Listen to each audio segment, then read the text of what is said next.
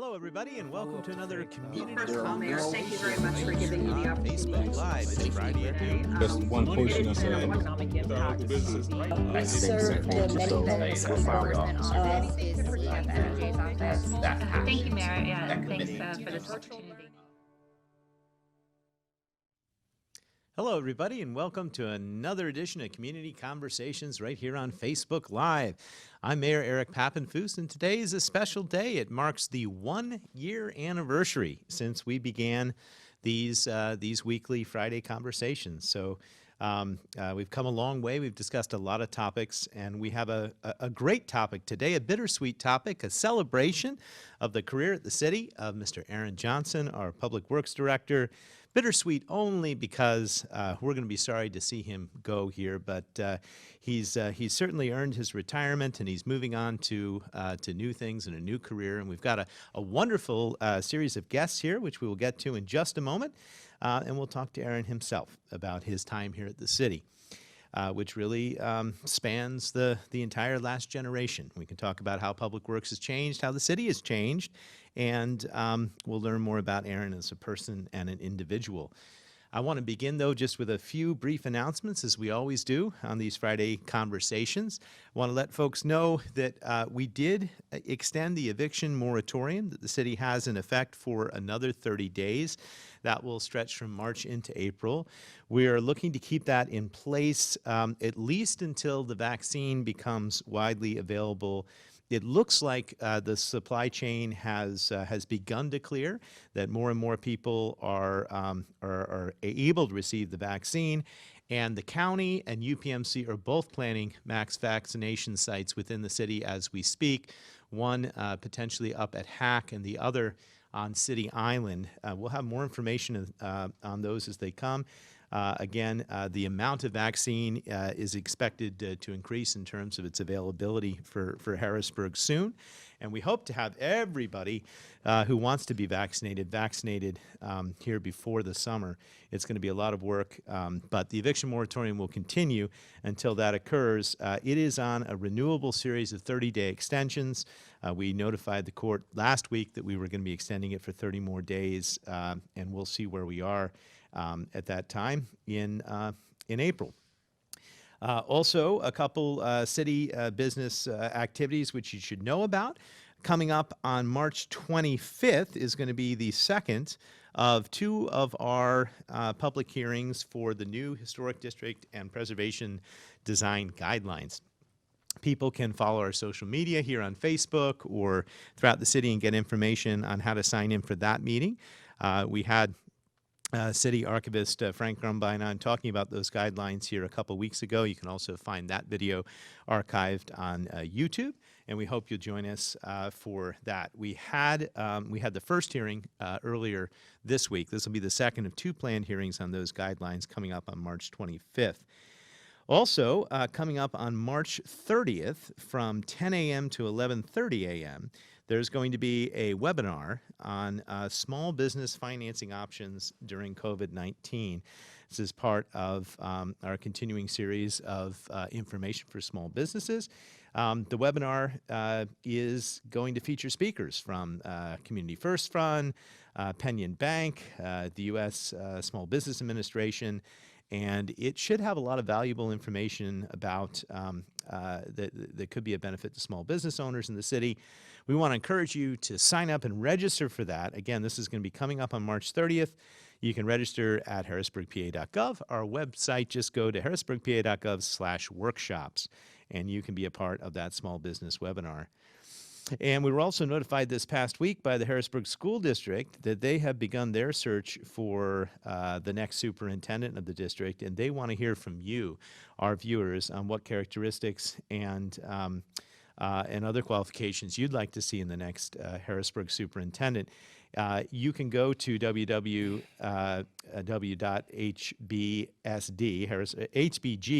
harrisburgschooldistrict.us, and right there on that page is the survey for the next superintendent. So we're encouraging people to follow that and to fill out the survey.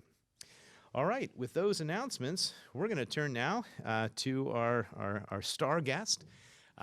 wearing his San Diego Padres hat today. Hard to keep up. You must have one for every Major League Baseball team, Aaron, because you were wearing the Braves yesterday. That's true. Yep. Aaron, let's start a little bit and survey your career. We've got a number of guests that are going to talk to you as a family person, as an individual, your passions. But for viewers' sake, let's talk about how you began your career here at the city. I know this is, let's go back to 1996, 25 years ago. Do you remember your first day on the job? Do you remember why you wanted to work for the city of Harrisburg? And what attracted you at that time to begin your career? Yes, my career began actually at the incinerator. My brothers and sisters' father actually worked with the city. Did about like 35 years there, So I also call him Dad. So he worked with the city for about 35 years. So he actually got me in. Started at the incinerator, and one of the purposes was because I had started our baseball program, a group of my childhood friends, and it gave me the flexibility to actually be able to go over there and renovate the field and things of sort. So that's how I really wanted to work for the city. So I actually started at the incinerator. Then when a job came open at the highway department, I went to the highway department. But the ultimate job was working at sanitation, because sanitation, as you well know, once you get finished, you successfully complete your route, you get to go home. So at that time, I worked on the recycling crew, as a laborer with a childhood friend of mine, Darryl Washington. And we had that system down. We would actually get done in about 3.5 hours and get paid for 7.5. I never had a job like that. So that was a piece of cake, but it allowed me to give me the flexibility to go over to the baseball field and actually do the things that I needed to do. And over time, I know you had a number of different positions, and you sort of worked your way up the ranks. So that's how you began. Talk about how that changed over time. How it actually changed, Mayor, was at one time, like I said, you successfully complete your route, you can go home. But at times you would have some people didn't get done with their route, so you would have overtime.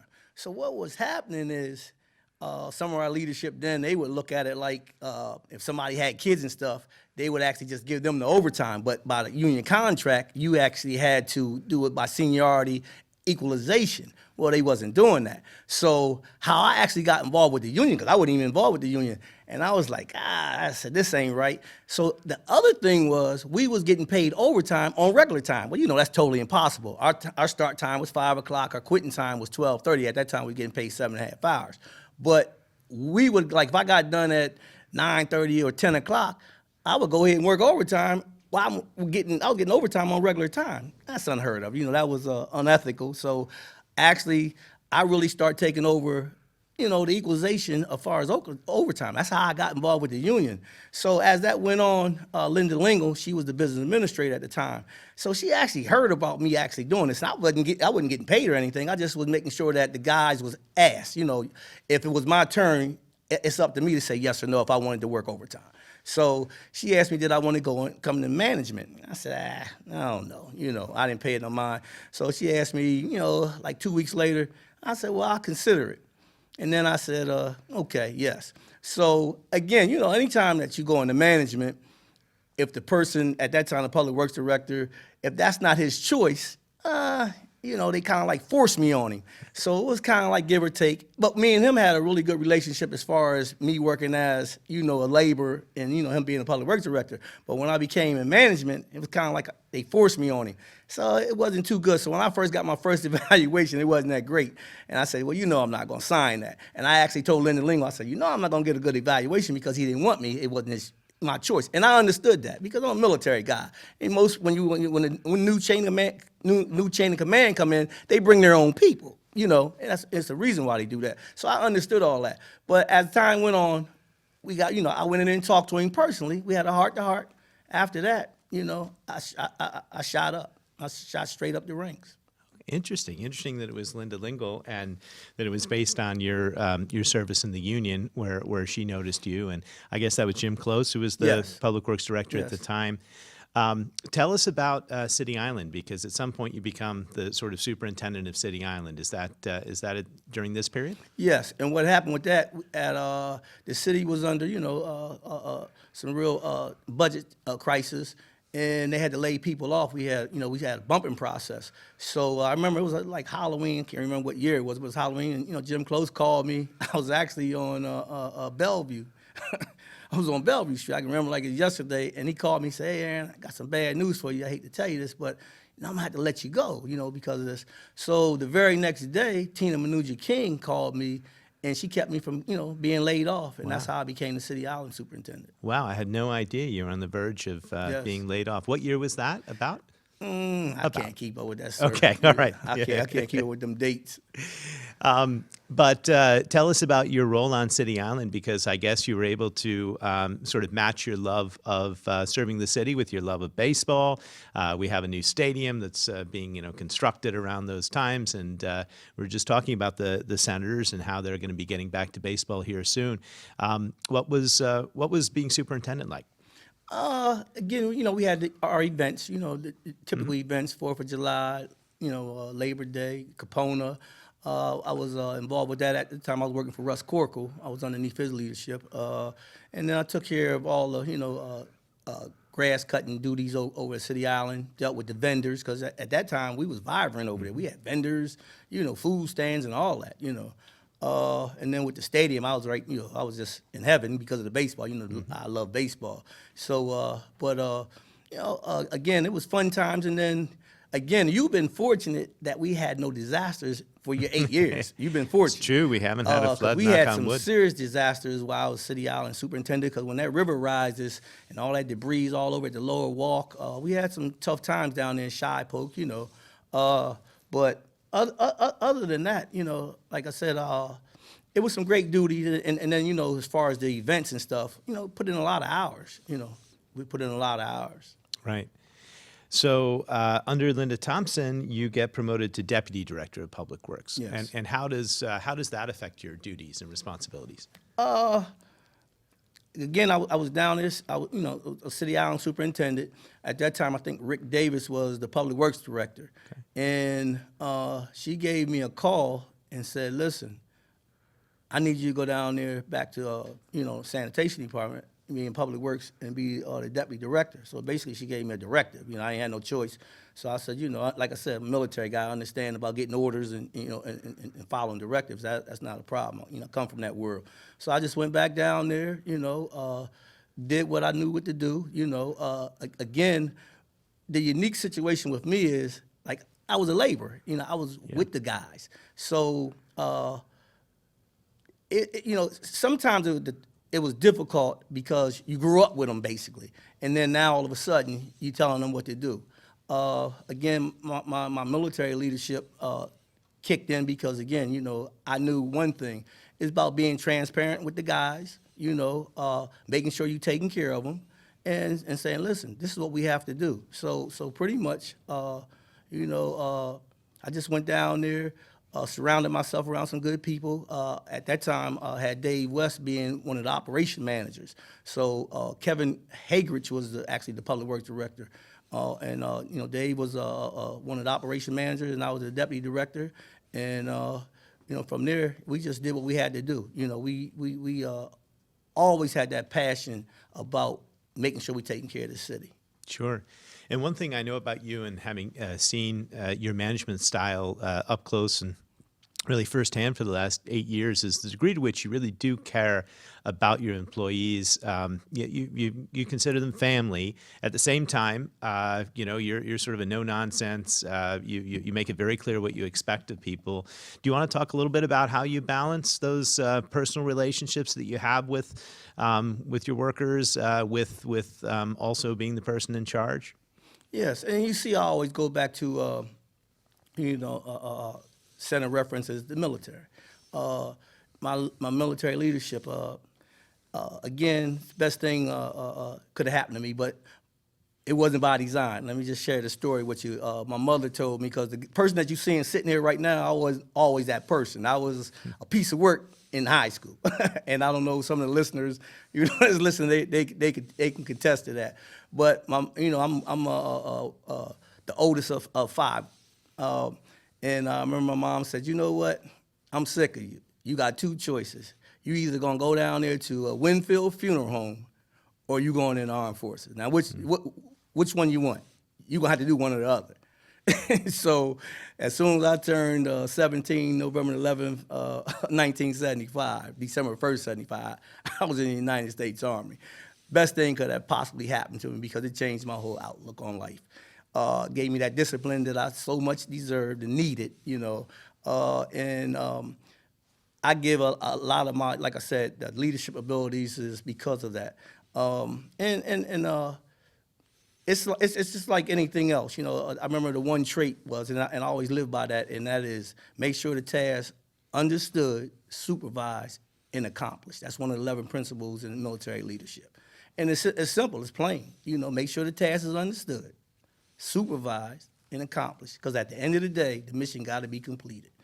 And no matter how you look at it, you know, again, and that was the other thing. You know, and I know I had the guys' respect because there was nothing I wouldn't do. See, I roll my sleeves up and get out there right with them. If we were short of personnel, I say, hey, Union, you got to write me up because I got to get out there. We got to get this trash up. And it was as simple as that. So, yes, you know, again, I treat them like they family because they are. You know, we work very hard. It's a dirty job. It's essential because, again, you can't leave that trash shit out there. You know, but the bottom line is I lead by example. And we definitely are going to do our job and we're going to get that mission accomplished. You know, either you're going to follow me, you know, or you ain't going to be there very long. Well, Aaron, I think we're going to do a little bit of This Is Your Life here on the show, and you just invoked your mother, and I'm pleased to say we have your mother here. We've got Ms. Barbara Chester Johnson on the line, and we'd like to bring her up for a moment, and we'll come back to your narrative. But Ms. Johnson, do you remember that moment that Aaron was just referencing, the one where you gave him the ultimatum? It was either going to be the funeral home or the military. And tell us a little bit more about what Aaron was like as a young man. Aaron was terrible. He didn't want to listen to nothing. But I had a bat, one of his baseball bats that I kept behind my front door. Soon as he made one of them false moves of his, I backed him up. Yeah. But was the military story true? The military was really where he needed to go. Because Aaron always knew more than me. Yeah, he always, everything I said to him, I didn't know what I was talking about. So when I gave him that choice, you can go to Howard Day, stay, or you can go in the military. And he chose the military, and that's the best thing that ever happened to him. He came out a man, a real one. Yeah. And I put him out. He came home. He always folded his clothes up and hung them up on hangers and everything. Everything was always neat with him. But he came home that day and he again knew more than me. He went out the back door and so did all his clothes. Out the door, I threw him. And he went down my sister's house and stayed there until he left and went to the United States Army. I said, oh, you can't live here because you know more than me. And he came back and knocked on the door and everything. I'm back. I said, where? You don't live here no more. You don't live here no more. Yes, sir. But tell him what you wrote for him. But She wrote something for you, Aaron. But Aaron's great. Aaron's a good guy. He's dependable. You can count on him. He will not let you down. It'll drive him crazy. It'll drive him crazy if things are not right. But he came a long way. He came a long, long way because Aaron could destroy you if you let him. He know how to tell a story now, and you be sitting there listening to like it's true. Yes, sir. But she gonna say something, AJ. Yes, Go sir. ahead and read it. I agree. Say about AJ. Congratulations. You finally made it. You worked all your life, man. All your life. And now it's your turn. You can do what you want to do, any way you want to do it, and do it for you. And all I can say right now is a job well done. All I can say about you right now is a job well done. And you don't have to worry about 9 to 5 no more. That's right. Yeah. And one thing that we don't say goodbye. We say over and out. Thank AJ's trip though. I'm telling you.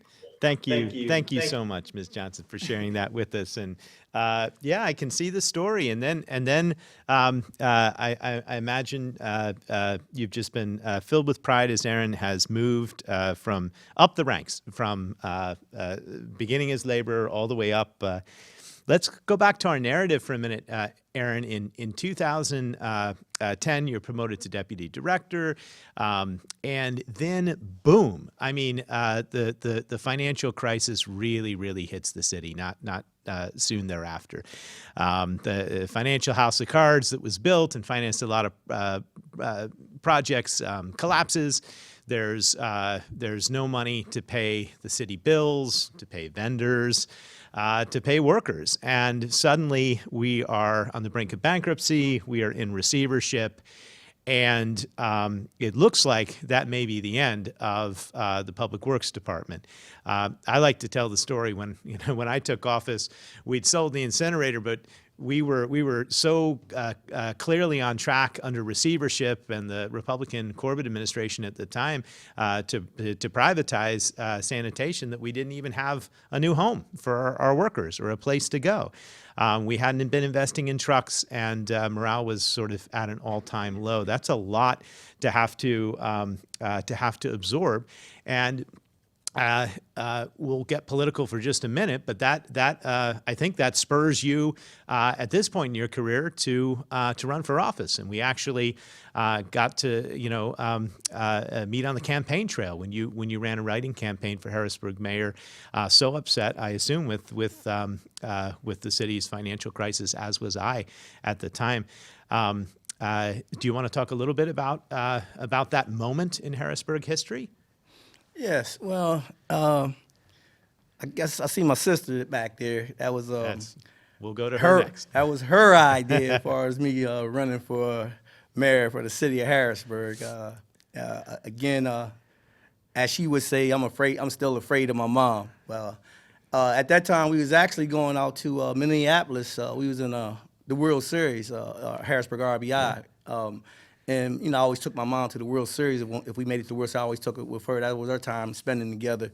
And I had mentioned it to her about me running for mayor, because at that time, my sister's real clever. She called my cousin D to actually bring me up there to the church. I didn't know what was going on. And it was maybe about 25 people there mentioned about me running for mayor. I'm like, huh? That's what caught me totally off guard. I said, well, I'm on my way to Minneapolis. Let me think about it. I said, I got to run this past my mom. Well, I ran it past her, again, as you can see, my mom is something else.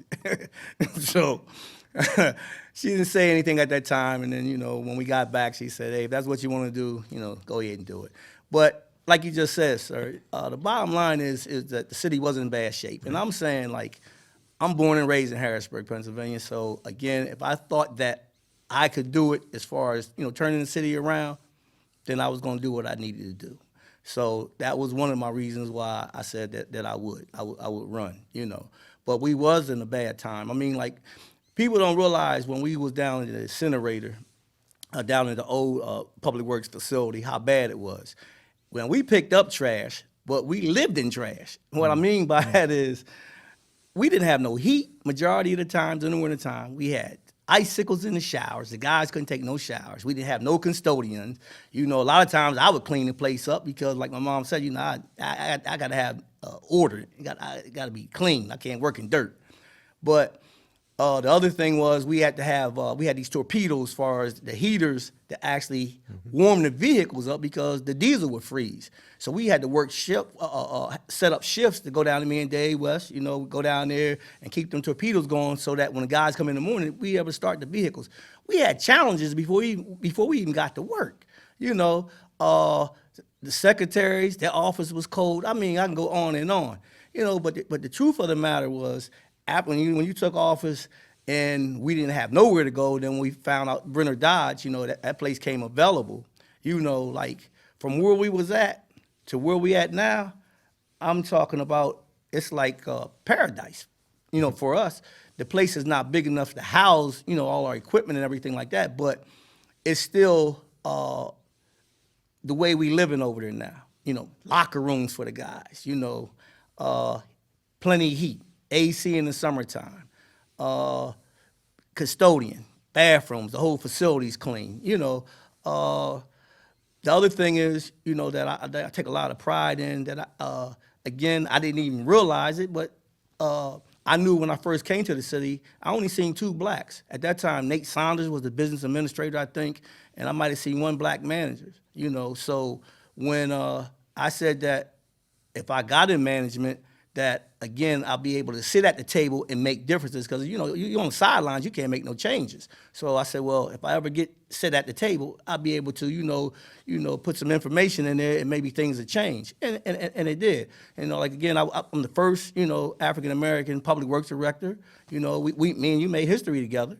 The other thing is my diversity in public works, you know, plenty black managers, you know, that's unheard of. Secretaries, you know, African Americans, and you know, we just got nice little diversity down there with women down there and everything. I feel real good about that. You know, far as manpower, as far as the workers, we have more workers than we ever had. You know, we didn't have that kind of workers. Like I said, we was, you know, 2 to a truck. Now we got situations where we have 3 to a truck now. You know. Like I told you yesterday, what I really laid my hat on, and again, due to you, because I come to you and talk about hiring people who had felonies. You know, everybody deserves a second chance, and for the longest, you know, I don't think we frowned upon people that had felonies. We just didn't do anything about it. You know, we talk about it, but we would never do anything about it. You know, I came to you and I talked to you about certain things. You know, this person's not on probation no more. He don't have a PO, but he does have a record, you know. And, you know, you said, okay, fine. You know, we kicked that door down. And I feel real good about that. And those guys who actually got a second chance, they doing very well. Because, again, you know, it's about their way of life. They making a nice earnings where they don't have to sell drugs or anything like that. You know, they making real good money. Because if you go to our parking lot, the Public Works, we got some nice cars in that parking lot. So they doing pretty well for themselves. And the last thing I want to say, sir, as far as our pay upgrade. Mm-hmm. You know, I went to one of our winter baseball meetings in Memphis, you know, where Martin Luther King, you know, was assassinated and everything. And then, you know, again in '68, you know, he did that march as far as sanitation workers. When I went in the museum, that's when the light bulb went off in my head, because if you didn't know, like when you was a laborer or a driver in sanitation, basically once you got finished with probation, that's as far as you could go. You didn't go no higher, you know. And I'm saying, wow, this is kind of backwards. The same people that generates this revenue, there's no progression for them. So that's when I came to you again. You know, and everything that I ever asked you to do for Public Works, you always came through for me, and I appreciate that. You know, and we did the progression where these guys can, you know, progress now, like some of the other, you know, departments, and like I fought very hard for these guys because they work very hard. You know, and as a leader, I think that's what we need to do. You know, because your employees make you or break you.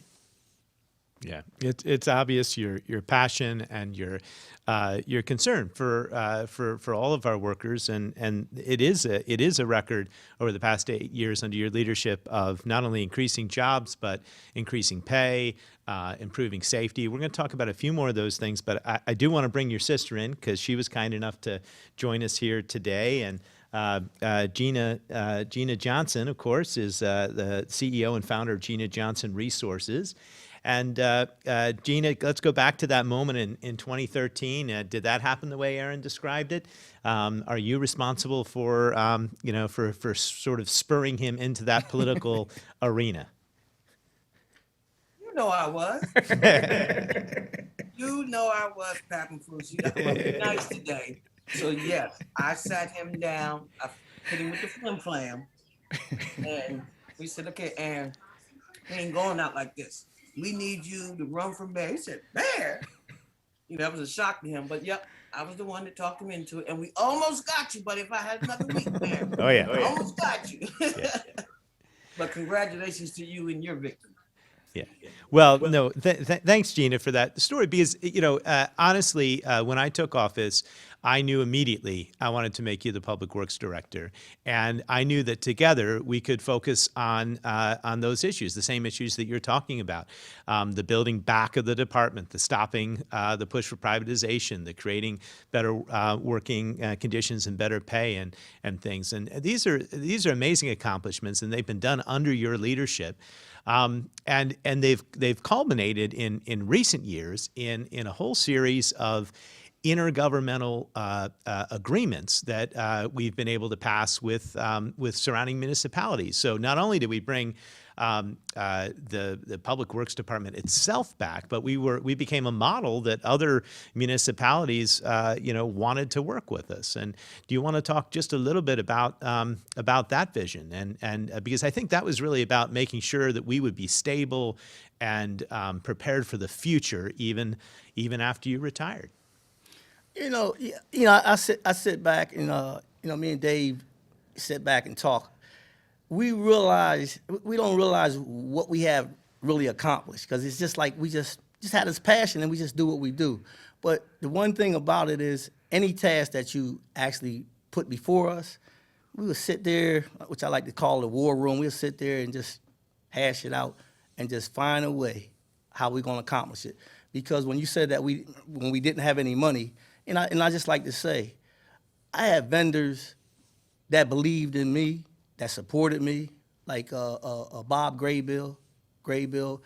They actually put their money up front, allowed us to do the things that we was able to do to keep running.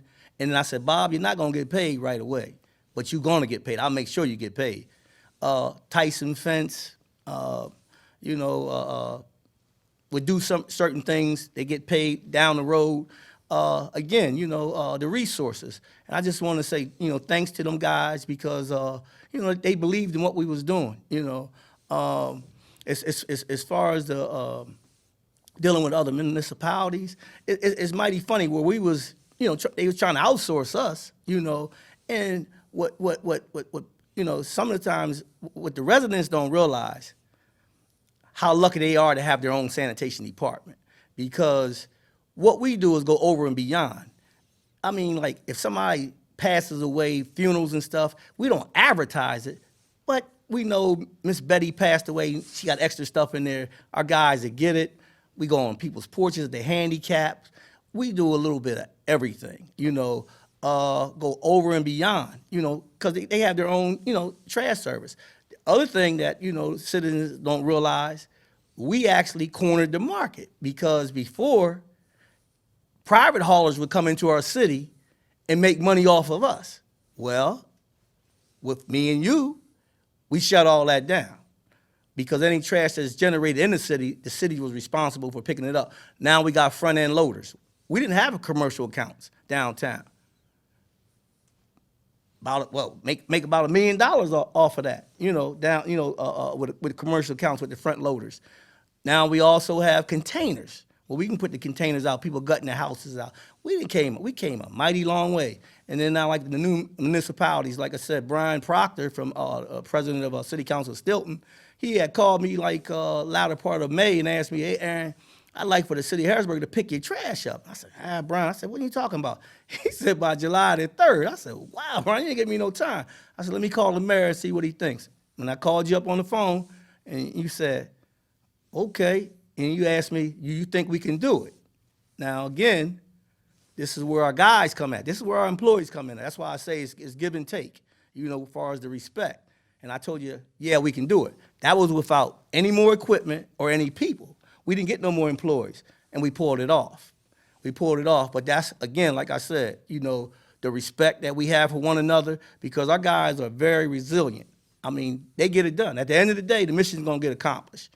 All hands on deck. I had to even be on the recycling truck, for a minute till we figured it, knowing that route and all that good stuff. But and then Pembroke and Paxton wanted to come on board. It's just amazing that we leading by example. We are really, setting the standard here. Yeah. No, it's an incredible story, and I can attest to the fact that you have been on the back of the trucks. You started on the back of the trucks. You've been back out in Paxton and Pembroke, making sure that these new contracts run smoothly, really leading by example for all those under you. Starts with the workers.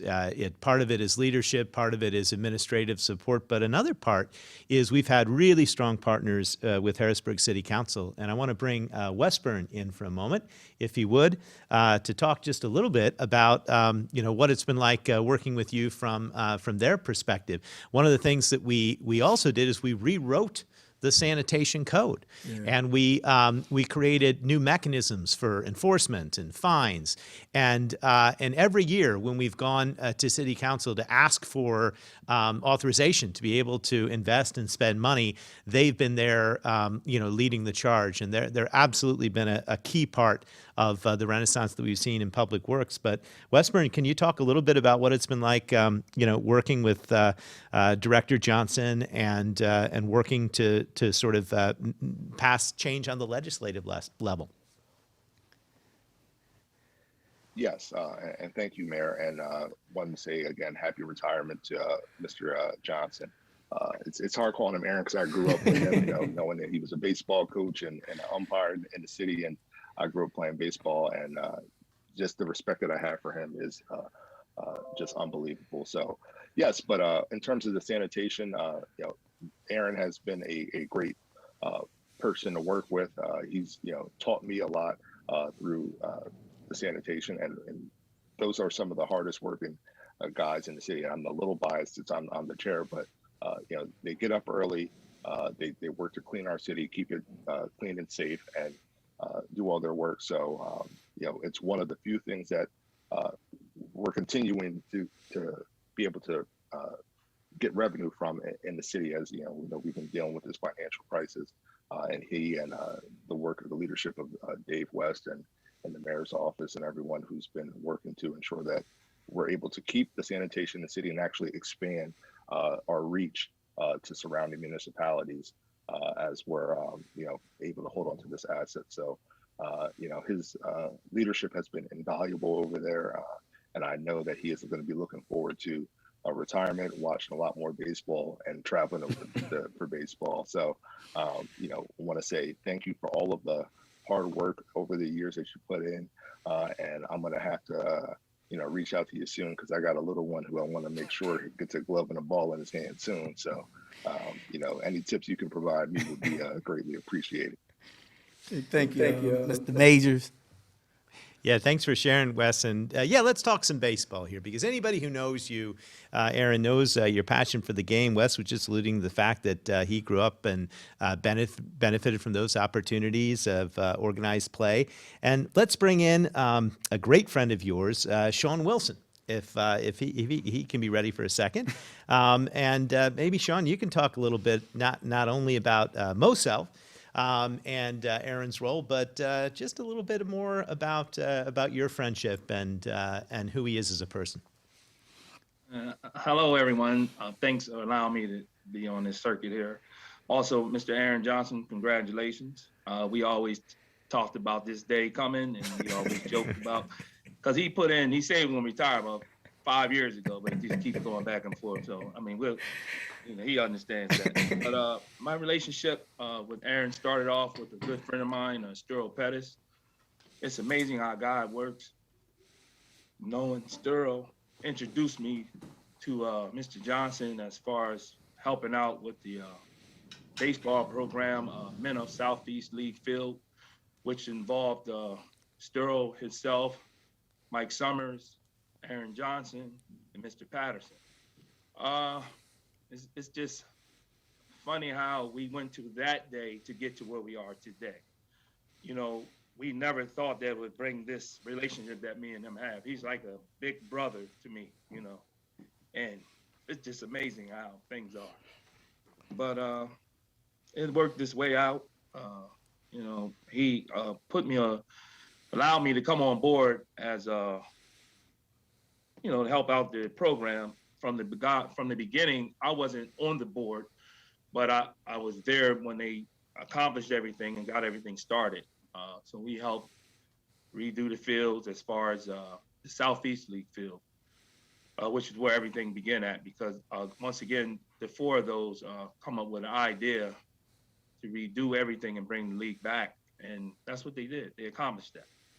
But as far as working with Aaron, I knew then from day one, he was going to be somebody's boss or supervisor, because all the time, all along, we were workers, we was friends, but I mean, he basically bosses around. I mean, we was there from, maybe 7 in the morning to 9 at night. I mean, you're talking 6, 7 days a week just to get the field and everything up and running. But he didn't have no gripes. We didn't have no gripes. It was something that we knew we couldn't let them down as them coming up with these ideas, because basically it was about the kids. It was their dream of bringing this field back that they all played on at one time. You know, I never played there. I'm from Northeast, but still, it wasn't about that. It was about helping the community. Yeah, thanks, Sean. What we talked a little bit about Aaron's management style and how much he cares for his employees. What's he like as a youth mentor and a coach? Hands off. I mean, he's excellent. I mean, it's unbelievable all the things that he wants to give and reach and teach them.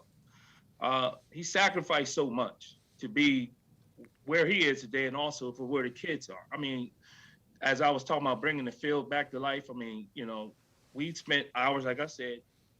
He accomplished by getting lights on the field in Hall Manor. That's a big accomplishment. In Hall Manor with lights on the baseball field. I mean, come on. Mm-hmm. And you talking about uniforms. When I played baseball, only thing we got new when I played was a hat and the sanitation socks. But with him, every year we got brand new pants.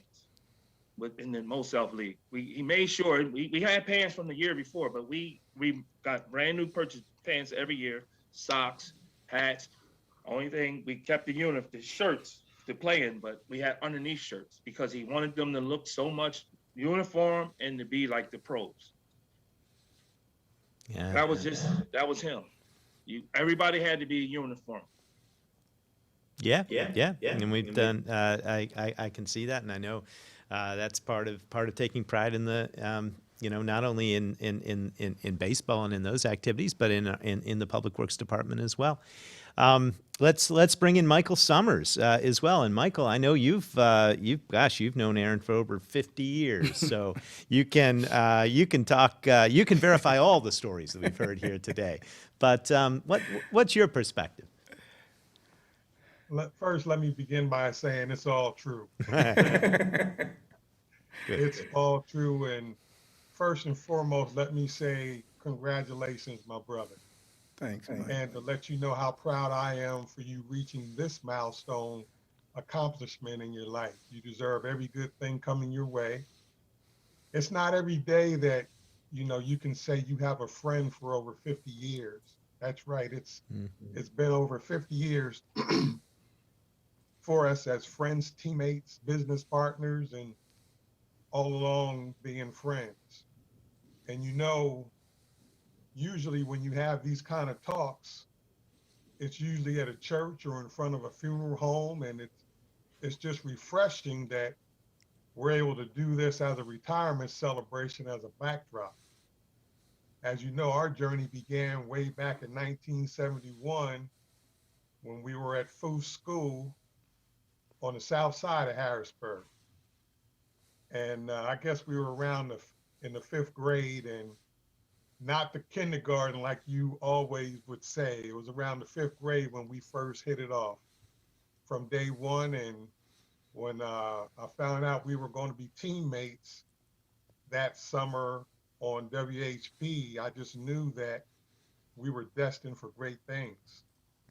And with the leadership of our baseball coach, who was my very first coach at the time, Earl Moore, he molded us into the champions and the start of our journey into being the men that we were destined to be all along, with a few bumps in the road along the way for both of us. He was the father figure that we needed that time in our lives. After Little League, we went on to play Teen League baseball, and only you had moved uptown and were playing uptown. I was playing on the hill, but you know, we always kept in touch, no matter where we were, no matter how long we may have been apart. We always picked up where we left off, and that's truly a blessing. When you left to go into the service, you know, you'd always find me when you came home on leave. We'd hear all the stories and experiences that you had during your time away, and most of which were filled with laughing and having a good time.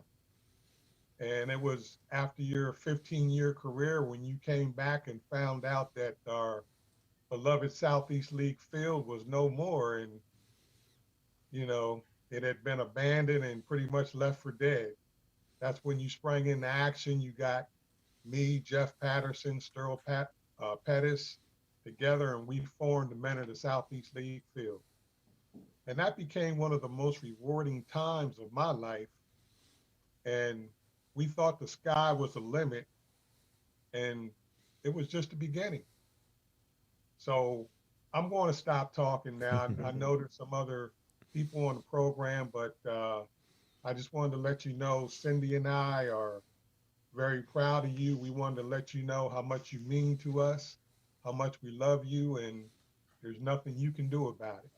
So take care, my brother, and God bless you. I love you. Can I say something, sir? Sure. Yeah, I just like to, you know, touch on Mo South.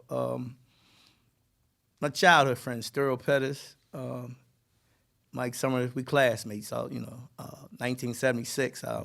Any listeners, my classmates listening, Harrisburg High, you know, black and gray. That's who we are. Class of '76, the bicentennial year. We have a close knit class.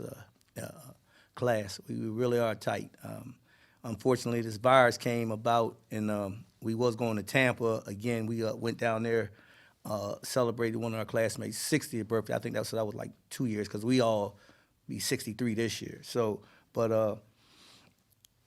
let me just say this, sir. Like Mike, you know, we've been telling you, Mike has been, like when Mom said, I was the one who always had the bad attitude. Okay, you know, I was always that guy. Mike always was ahead of his time, well-mannered, you know, the whole 9 yards. He was the only one that can kind of like control me. Still can to this day. but you know, Mike was fighting cancer. You know, I remember when he gave me that call, you know, it was like, wow. You know, and then who you was talking to, Sean Wilson. You know, Sean worked for the Cat bus. Mm-hmm. Sean was the one who caught the COVID. And we almost lost him also. And the thing about it was with him catching COVID, you couldn't see him, you know, and I didn't know, you know, what was going on.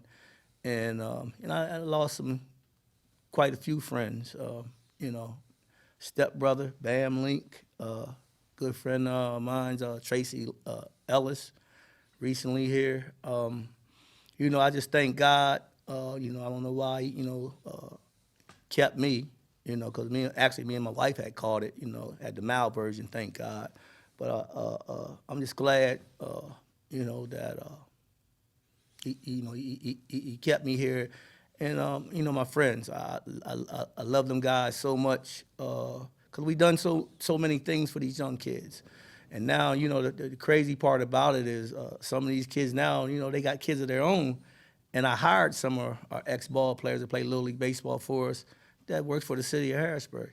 And again, I just thank God for you allowing me to be the public works director, that I'm in the position to be able to do that. When he talks about Mr. Moore, Earl Moore, Mr. Moore was our mentor. Like Mike said, he was like our father figure. He grew up on 9th Street. You know, everybody talks about the Shy Poke now. 9th Street was the Shy Poke. You had the Dennis family, the Saunders, the Jacksons. That was the real Shy Poke down at 9th Street. You know, 9th Street's not down there anymore. You know, Mr. Moore worked for the WHP TV station.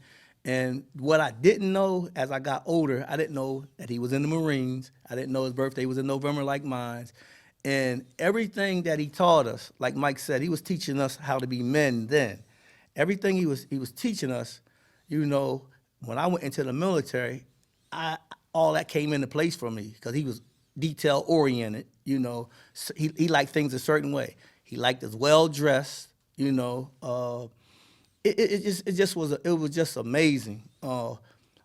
Even when I went into the service, he followed me. He kept up with me. And then when we started Mo South, first person who I called, and he just said that, Aaron, things are different. And I said, well, what would you do, Mr. Moore,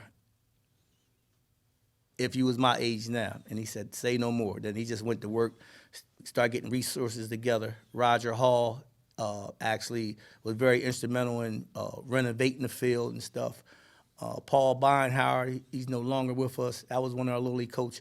I mean, we had some great mentors and what Little League baseball meant to us. And I'm talking to my guys out there like Jeff Baltimore, who works for me now. We come from that era where Sean was saying at one time when we talking about Little League baseball, it was called Midget Baseball Harrisburg. You talking about 36 teams. You had 6 leagues. You had Southeast League, which we talking about. That was out in South Harrisburg. The South League with the boys club on Berry Hill. You had the West League, that was where the Uptown Shopping Center is behind the railroad tracks. Then you had the Northfield, which is up on Green Street. And then you had Eastfield up on 25th and Rudy Road. You talking about the businesses sponsored everything. I wish that we could have those days back. That's when, I mean, Harrisburg was blooming, you know.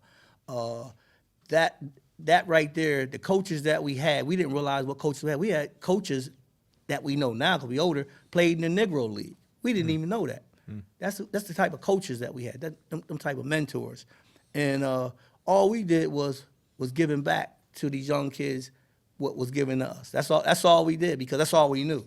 You know, we talk about that stuff to this day, this very day, about what them coaches meant to us, you know. And that's all it is. It's just a lot of passion, and it's a lot of love. And I'm just amazed of some of the things we accomplished also.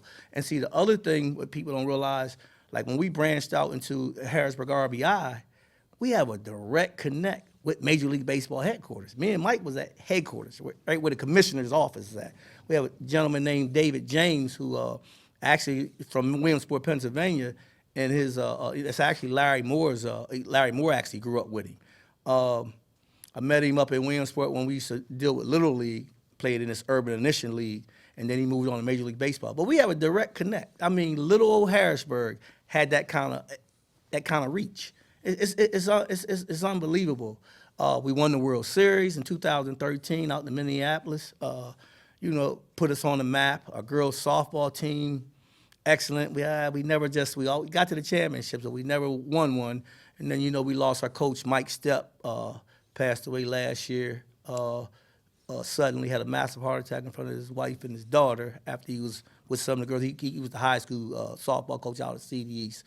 You know, like I said, we really touched a lot of people's lives in Harrisburg, and I'm just so grateful and just so full right now that just came a long way. That's all that's all I can say. You know, I just thank God. Well, it's clear to all those listening and watching how your love of the city, your love baseball and family and youth mentoring all come together in a career, and it's still going. We're not going to talk about this in the past tense. You're touching people every day. You've got there's a lot more to do as we move forward in a whole new chapter that we're excited about for you. I have one more guest, and that is our next Public Works Director, Mr. David West, who I think it's important to note, Aaron, that you're not just retiring, but you have mentored and groomed a strong replacement, and that's we're all very, very thankful for that, and for having Dave able to take over the helm. Hey, Dave, as folks know, you're going to be the next director, but can you talk a little bit about how Aaron has helped prepare you for this moment, and has been somebody who's always been there for you during your career, because you've also rised up through the ranks, starting at an entry-level position, and now going to be our next director. Oh, you're on mute, Dave. That's okay. We'll just take you off. Okay, we're good. Thank you, sir. First, I just want to say, Aaron, we came a long way, man, and you're right. We were on the brink of losing everything. I remember we used to work from 5 in the morning to 9 at night just to keep things going, and nobody else cared. We hung in there together, and everything just started to collapse. And no matter what, we did what we had to do. And you're more than my superior. You've been a big brother to me also. And I've been around you more than I've been around anybody in the past 20 years. We both have a passion for the city of Harrisburg and for its residents. And I want to thank you for choosing me for being your successor. And I'm not going to let you down. Yeah, we know that, Dave, and you're going to do great things for the city. Do you want to end by telling our viewers maybe something about Aaron that they don't know, something about your relationship with him over the past couple decades? Well, what I don't think the residents know is, like, during snowstorms and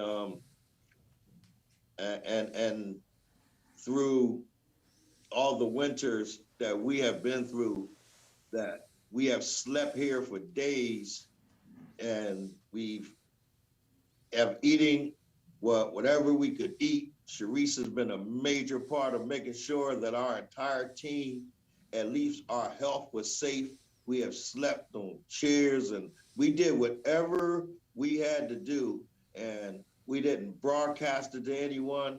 It's just the passion that we have had for a long time, and this torch that we carry, that he has passed on to me, that this passion will continue to go on, and we will continue to go on in the city of Harrisburg to improve even more of what we have done for this city to make it even better than it's been.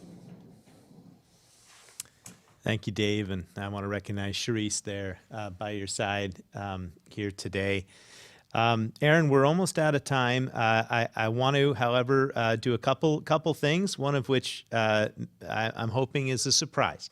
The first thing is, on behalf of the city, I want to let you know that we have a key to the city for you. I'm not going to stand up and put it around your neck right now because I'm wired to the chair. Okay. But it's a key, and I'm honored to give it to you. But we wanted to go beyond that as well. And as our viewers may be aware, the city of Harrisburg just purchased a new building. It's the first time we've actually purchased a new structure in quite some time. It's a sign of the city's improving financial condition.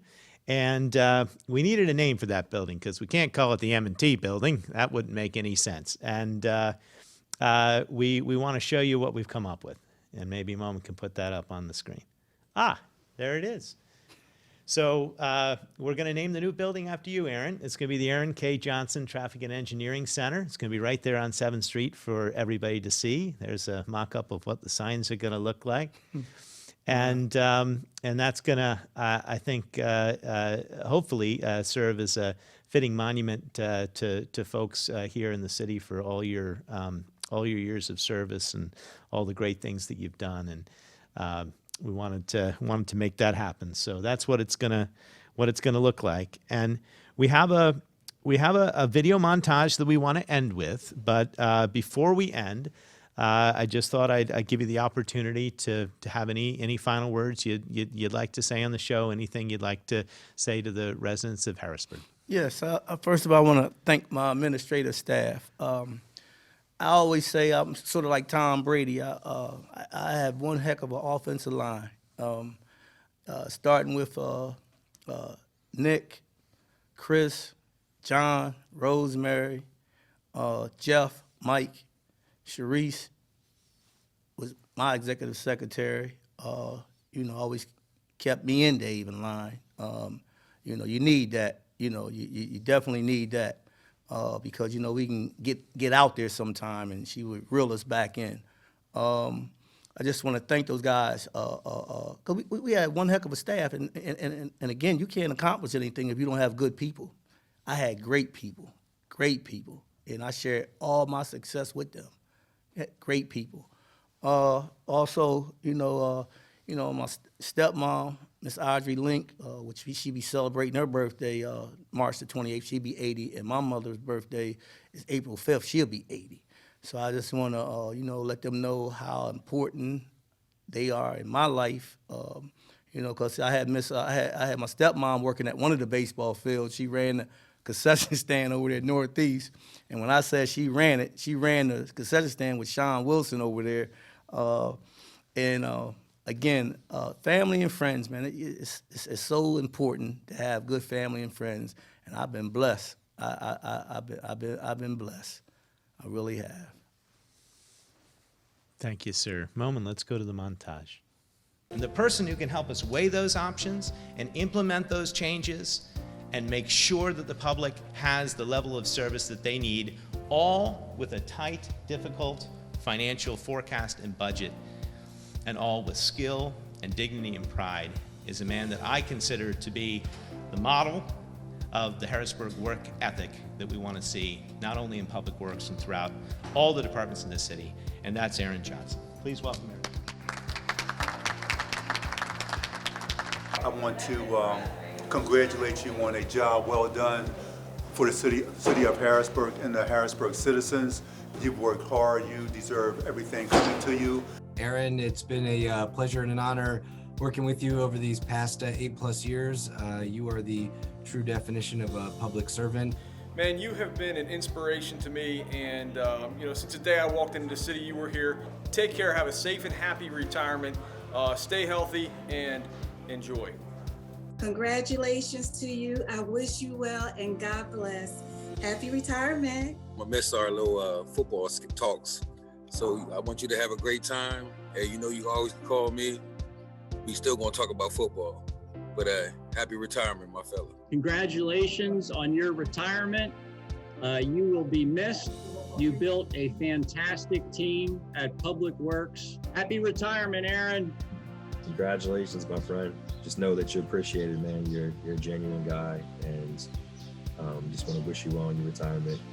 Okay, Aaron, so you're finally doing it. That's really good. I'm sure you're going to enjoy yourself.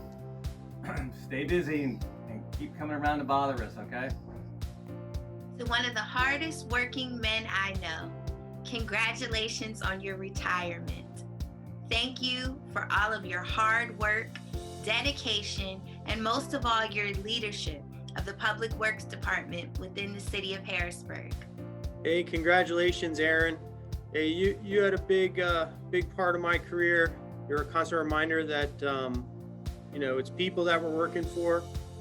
Don't be a stranger. Come back and visit us sometime. Thanks for everything. I know you was President Aaron because we go way back to Mosoff. I've still got my Winfield hat and my Jazzland jersey, but don't tell anybody I still have the Jazzland jersey. I look forward to continuing to see you around, and thank you for all the work you've done. just want to wish you the best in retirement. I know you've known you a long time as a city employee, and you've always been true to who you are, which I appreciate that. Hey, Aaron, thanks for all of the years working together and all of the mentorship that you provided. I've really learned a lot from you, and I really appreciate it. Hi, Dad. Congratulations on your well-deserved retirement. You have put your heart and soul into so many aspects of the community, and your legacy will be felt for generations to come. You are like a father to so many, and I am proud to say that I'm your daughter. Your contributions to the city of Harrisburg will never, ever be forgotten. The career you built served as a strong foundation to our family, and we will be forever grateful. I thought about it and thought about what I was going to say, but all I can say is thank you for everything and congratulations, and I'm looking forward to new beginnings. Love you, dude. We want to thank you for all of your years of dedicated service to our city, to Public Works, and just as well as being a dedicated member of our community. Congratulations on your 25 years and your retirement from the city of Harrisburg.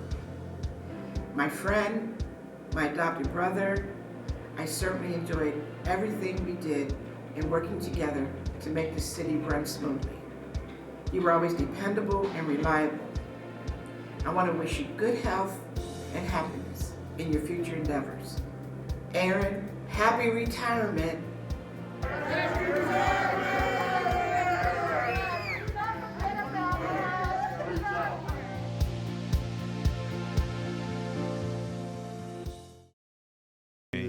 Thanks, Mohan, for putting that together. And I want to thank everybody for watching. Thank you, Mr. Aaron Johnson. Best wishes for amazing new chapter in your life. We'll be back next week and every week here, Fridays at noon on Community Conversations. See you next time. And until then, stay safe and be well.